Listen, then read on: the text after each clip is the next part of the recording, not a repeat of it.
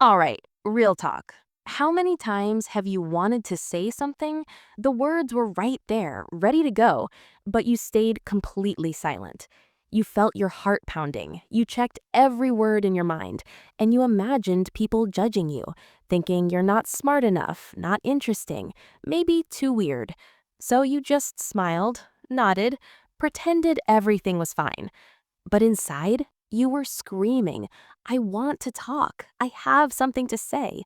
And then later, on the bus, lying in bed, you replay that moment like a movie.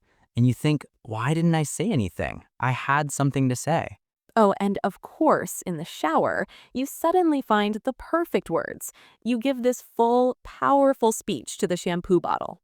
Best speech of your life. Too bad only the soap was listening. If this is you, do not go anywhere, because today we're talking about how to stop caring so much what other people think so you can finally use that voice that's already living inside you. And it's not just your voice, right? You do this when you want to dress differently, when you want to say no, when you want to post something honest, try something new. Your first question isn't, do I like this? It's what will they think of me? Exactly. And if you're tired of living like that, tired of feeling small in your own life, stay with us. We're going to gently break down that fear, one honest story at a time. So take a breath. Think of that last moment when you stopped yourself because of what will they think. Hold on to it, because by the end of this episode, that moment is going to mean something different to you. Okay, so maybe we start here.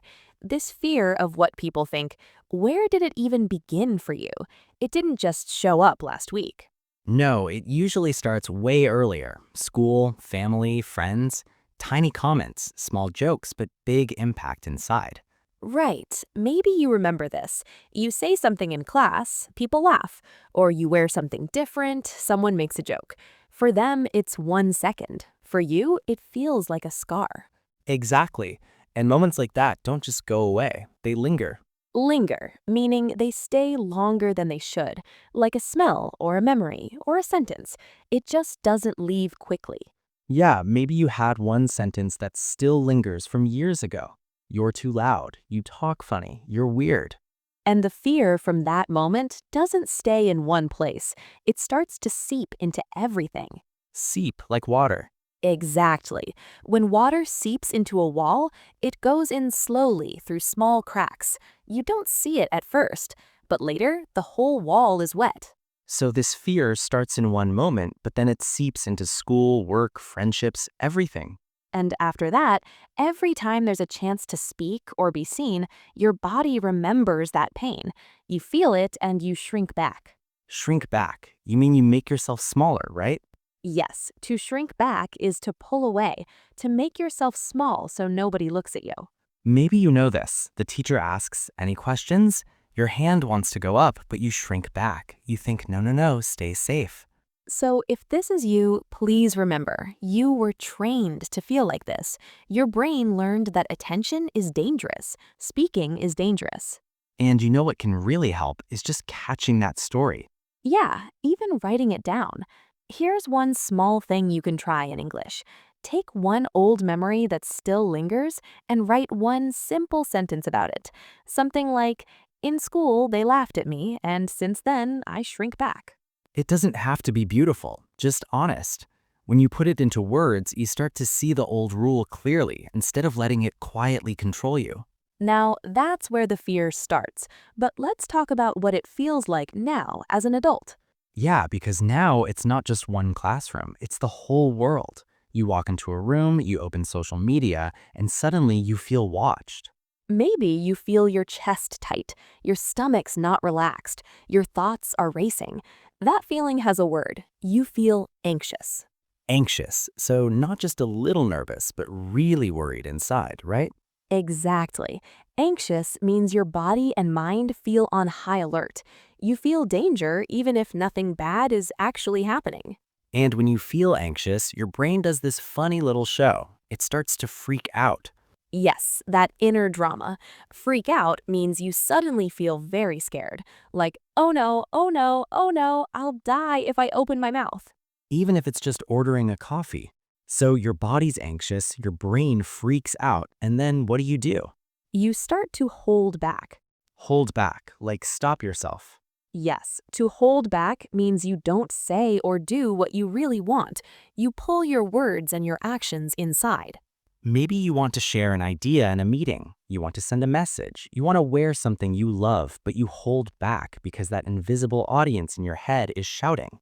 Yeah, it's like you think there's a big spotlight on you, showing every mistake. But in reality, most people are busy with their own life, their own lights. Right. They're thinking, did I send that email? Do I look okay? What did my boss mean yesterday? So you're not the main movie in their head, you're maybe one small extra walking in the background for 2 seconds. So next time you feel that anxious spotlight on you, you could quietly tell yourself in English, I'm not the main movie in their head. Say it. Take a slow breath, and then do the small action anyway. Say the sentence, send the message, move one step. You might still feel something, but maybe a little less heavy. Okay, now there's another thing that makes this fear strong. Not just what people might think, but what people actually said. Yeah, sometimes it's not just in your head. Someone really said something that hurt, a comment. Maybe they laughed at your voice, your accent, your clothes, your body, your dream. Maybe they didn't just think it, they said it out loud. That's when it turns into criticism. Criticize means they point to something and say it's bad or wrong, right? Yes, to criticize is to say, you're doing this wrong or this is not good.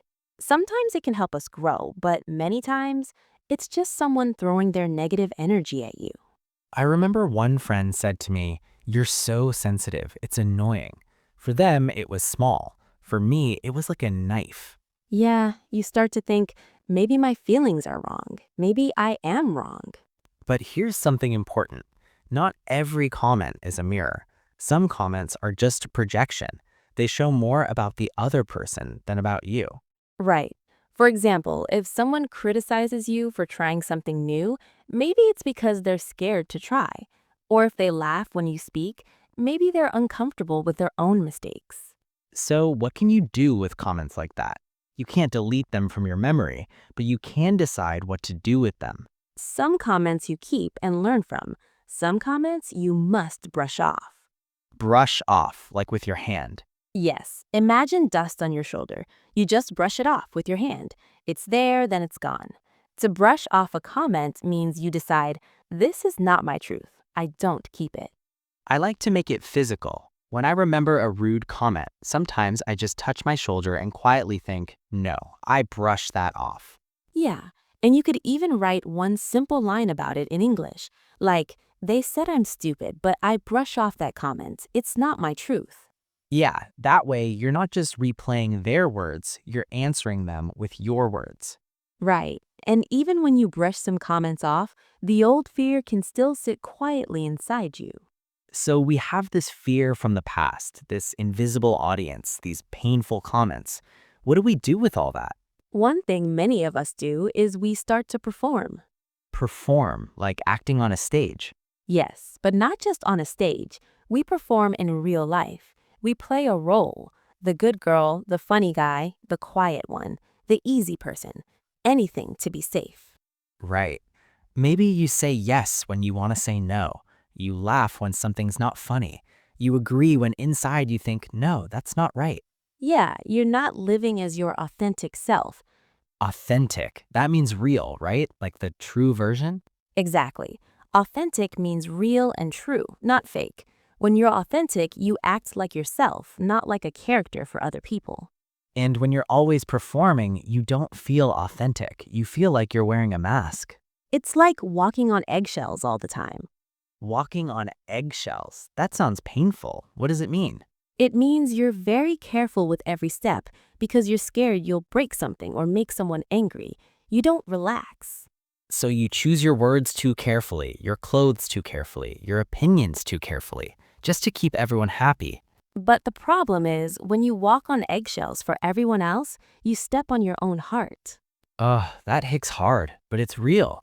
When you protect everyone else, you stop protecting yourself. So maybe this week you can try one very small thing. Yeah, in one conversation, instead of the safe sentence, say one honest sentence. For example, I'm actually tired, or actually, I don't like that idea. Just one line. You're still kind, but you're a little more you. And that's already a big step toward being authentic. Yeah, and there's another trap that keeps us scared of people's opinions, this idea of perfection. Ah, yes, when I'm perfect, then I'll start living. You know this thought, right? I'll speak when my English is perfect. I'll wear that when my body is perfect. I'll share this when my life is perfect. It sounds smart, it feels safe, but it's a lie. It makes you wait for a day that will never come. Right. It's like saying I'll learn to swim when I already know how to swim. Exactly. You don't learn in a book only. You learn when you step into the water, move your arms in a messy way, and maybe swallow a little water. Yeah, and that's the problem. Perfection makes you hold back your first step. Progress happens when you move, even if you look a little silly. I remember telling myself, I'll speak in groups when I'm not scared anymore. Surprise, I stayed scared. The fear only started to shrink when I spoke while I was scared. Yeah, so maybe you can borrow that idea. Pick one area where you're waiting to be perfect, then tell yourself in simple English, I will not wait to be perfect. I will start small today. And then match it with one tiny action. One message, one small conversation, one try. Not perfect, just real. Yeah, and when you do that again and again, something quiet starts to grow inside you. We call that confidence.